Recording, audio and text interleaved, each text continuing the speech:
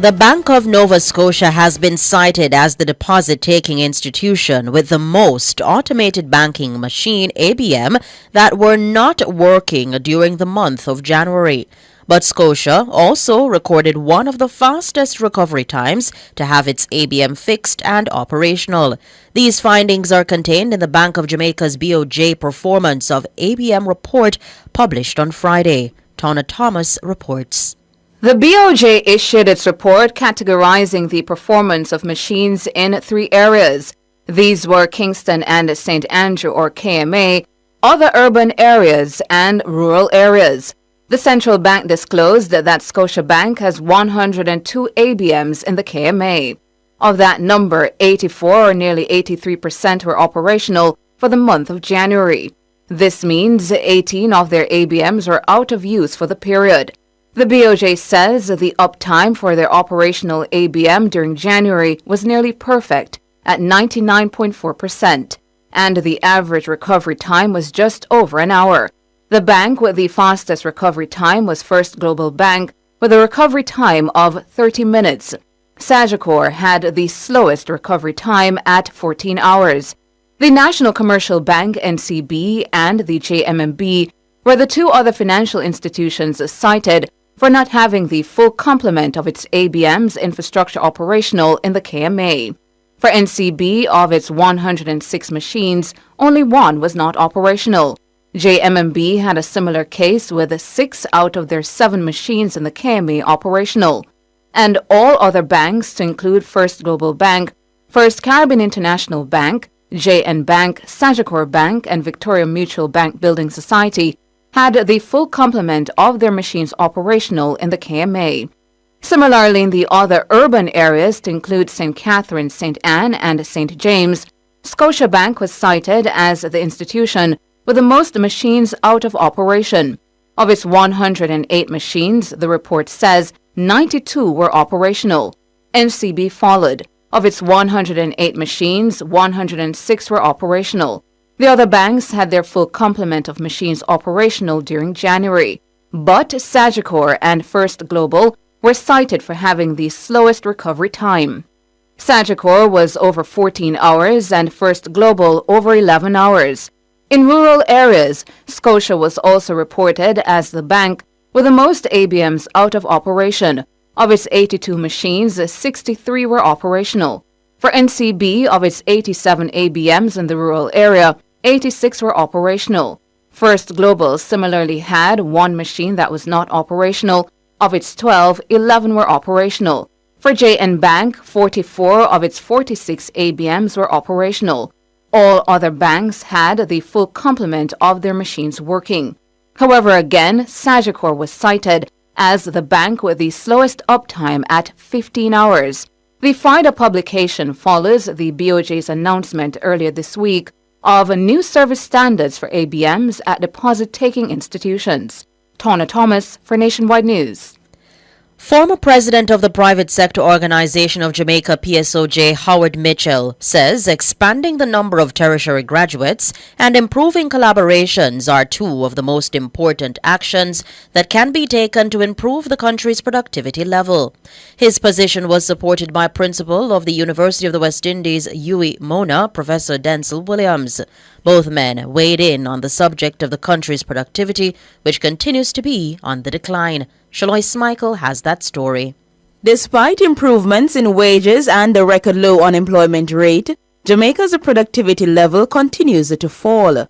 In a recent Gleaner article, anthropologist Professor Don Robotham cites low literacy as the chief obstacle contributing to this decline. But speaking on Nationwide this morning on Thursday, Mr. Mitchell says the matter lies beyond just literacy. It's unchallengeable that our productivity is probably one of the lowest in the region. It's been declining since I can remember. And the fact is that you're not going to get real growth unless we do something about the productivity. And it's not just that we're a low-wage economy. That is so. But it is also that, 1, there is a problem of literacy and understanding. And 2, there is the issue of the analytic capacity of our citizenry. But also, it is critical that we develop tertiary level education to improve the analytic capacity, and also that we do research and development into more complex production and more complex jobs and more complex activities. Mr. Mitchell asserted that in order to achieve this, there needs to be greater collaborative effort between the government and the private sector. The fact is that even if you do that, you cannot do it in isolation. It has to be done in a context of smart collaboration between the private sector and the government. We need policies that incentivize our business people. The money flows towards areas that create these opportunities, because if you don't do that, then what you will find is that we get people who are literate, they go through the tertiary system, you get a brain drain because they go to other areas in the world to apply their trade, and we lose them. For his part, Professor Williams, who had also written a piece on the issue, says a quality education is essential to improving productivity. What you need is that you really don't just need people to go to a university or go to a post-secondary institution. You need them to go to an institution that is creating value. So really and truly, in this day and age, what you find is that persons may just want to get a piece of certificate and then say, I have a degree or I have a particular certification, without having the ability to apply and also the analytical skills behind it. What you really need is institutions that are focused on quality so that they can turn out graduates that are now making these kinds of contributions. And so you have to look at the quality aspect of the institution. Shalois Michael for Nationwide News. President of the Jamaica Teachers Association, Leighton Johnson, says the Ministry of Education should provide structured financing to enable schools to adequately provide for students with alternative learning needs. Alternative learning needs are facilitated under the government's Pathways to Secondary Education (APSE) program. Dana Davy reports. APSE was launched in 2016 to provide a differentiated learning approach based on students' performance profiles. Under the program, instruction is based on the national standards curriculum, but is tailored according to individual aptitude, interest, and ability. Mr. Johnson explains that APSE is divided into 3 categories. You have Pathway 1, which is the normative pathway. Students who are deemed able to function normally under normal conditions. They are able to respond readily to the mechanisms or the methods that teachers will use under normal conditions. There's Pathway 2, those students who need just a bit of intervention, and with the necessary support, then they will move over to Pathway 1. And then there are Pathway 3 students. Those students need immediate support and intervention. He stated that it's usually students from traditional high schools who make up the majority of the cohort that falls within Pathways 1. With that arrangement, we see in many regards there are schools that in any given year, the majority of the cohort of students placed at those institutions fall sometimes in Pathway 1, and we know it is no secret those are generally the traditional high schools, or some people might say the Ivy League schools, and then Pathways 2 and 3 are usually at the upgraded high schools, and in some regards students are placed in institutions just based on Pathway 3s. For the students on Pathway 3, however, Mr. Johnson says they are disadvantaged as the schools where they are usually placed are not well funded and have to aggressively fundraise for the resources to meet their learning needs. Because Pathway 3s are students who are in need of immediate intervention and support, it is our view that the funding arrangement for these students needs to be improved. Schools will tell you that on any given day, they have to ensure that there is a reading program in place, there is a math program in place, there are programs to work on students' esteem, there are programs for students' nutrition, notwithstanding the past benefits that are available. And these programs are not necessarily funded through the Ministry of Education. These funds are generated from a school-to-school basis. There is no standard of what should take place in these schools. So principals and schools have to generate funds, and it takes away from the whole matter of instruction. It is burdensome. Dana Davy for Nationwide News. Geoscientist Professor Mark Harris is urging Jamaicans to choose E87 gasoline over the more expensive E90 grade to help reduce the negative effects of climate change on the environment. Professor Harris says E87 produces less carbon dioxide emissions, the chief culprit in the greenhouse effect. Kimon Thompson has the details. Mark Harris is Professor of Applied Climatology and Environmental Chemistry at Northern Caribbean University, NCU. By his calculation, CO2 emissions account for more than 77% of greenhouse gases.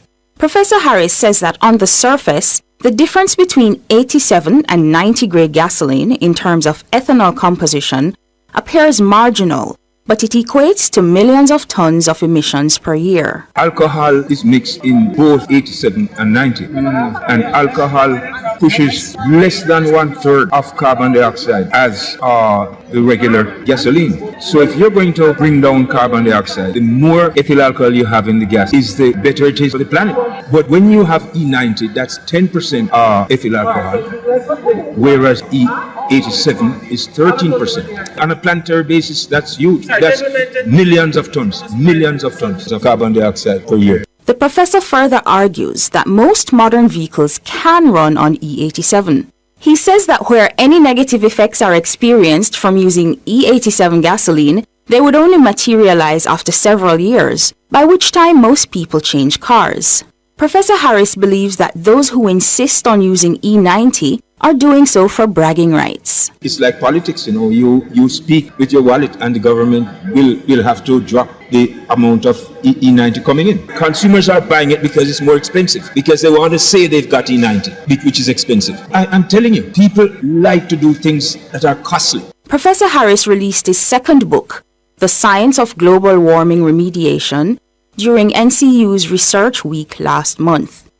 He previously published Confronting Global Climate Change, Experiments and Applications in the Tropics. Kimone Thompson, Nationwide News.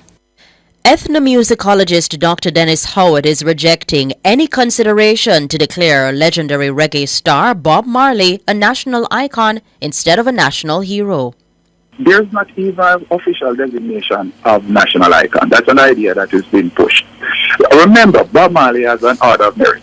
He's officially recognized, and our Order of Merit is just below national hero. So it should be a matter of promoting him, not creating a new position that will take about 5, 6, 10 years to pass through Parliament to be done, as we know how efficient our Parliament can be. He was reacting to an evolving conversation on whether Bob Marley should be conferred with the Order of National Hero or be designated a national icon. The latest round in the conversation has been prompted by two recent statements by Prime Minister Andrew Holness and Opposition Leader Mark Golding. During his 2024 budget presentation, Mr. Golding declared that the next PNP government would make Marley Jamaica's 8th national hero. The Holness administration has said the matter was under consideration. And speaking to journalists in February at the premiere of the Bob Marley One Love biopic in Jamaica, Mr. Holness floated the idea of creating a new category of honor called National Icon. This category would be dedicated to people who have added great value to the country. Dr. Howard is contending that it's wrong that the door has apparently been shut on Marley's promotion to the rank of national hero. Bob Marley and our culture, Miss Lou and Bob Marley have carried our country, our brand, to heights that we can't imagine sometimes. We all travel and we understand the power of Jamaica. So it is about a promotion of Bob Marley's status, not creating another category. He has done more than merit, so you're going to give him 2 second class. Yeah, not what the hero do for him. Yeah, yes. And so as you have mentioned, that it seems as if some strange reason we are keeping the national hero gate closed, and it's wrong. Dr. Dennis Howard, ethnomusicologist, speaking on Nationwide this morning on Friday. Meanwhile, Dr. Howard argues that without national hero status, Marley's Jamaican heritage could be at risk of being lost on the global scene. One of the consequences of not naming Bob Marley a national hero, owning Bob Marley as Jamaican, we are going to come to a point where nobody will remember that Bob Marley was Jamaican. And we are seeing the signs of that already. And Jamaica will, in a sense, lose out. We've seen it all the time where there's a kind of deterritorializing of cultural and important political icons. and after a while you don't know where they're from, especially if they're from the global south. And so we have to be very careful. Dr. Dennis Howard, ethnomusicologist. Peruvian President Dina Boluarte testified to prosecutors behind closed doors Friday as authorities investigate whether she illegally received hundreds of thousands of dollars in cash, luxury watches, and jewelry. Prosecutors have been investigating the highly unpopular leader on charges of illicit enrichment and failures to declare assets. Boluarte arrived at court in a car with tinted windows, surrounded by armed police, passing throngs of journalists and a number of protesters. The unfolding scandal is the latest turmoil to rock Peru's political system in recent years. In international news, sections of New York and New Jersey were rocked by an earthquake on Friday morning. The U.S. Geological Survey says the quake registered a magnitude of 4.7 on the Richter scale. The center of the quake was approximately 70 miles from New York in Lebanon, New Jersey. Residents across New York have told our news center that the shaking lasted for 30 seconds to a minute, starting at 10:23 a.m. local time. The shaking was reportedly felt in cities from Philadelphia to Boston. There are no reports of significant damage yet. The last earthquake to rock New York was recorded in January. It measured 1.8 on the Richter scale. The strongest quake to strike the state was at 5.2 magnitude earthquake in 1884.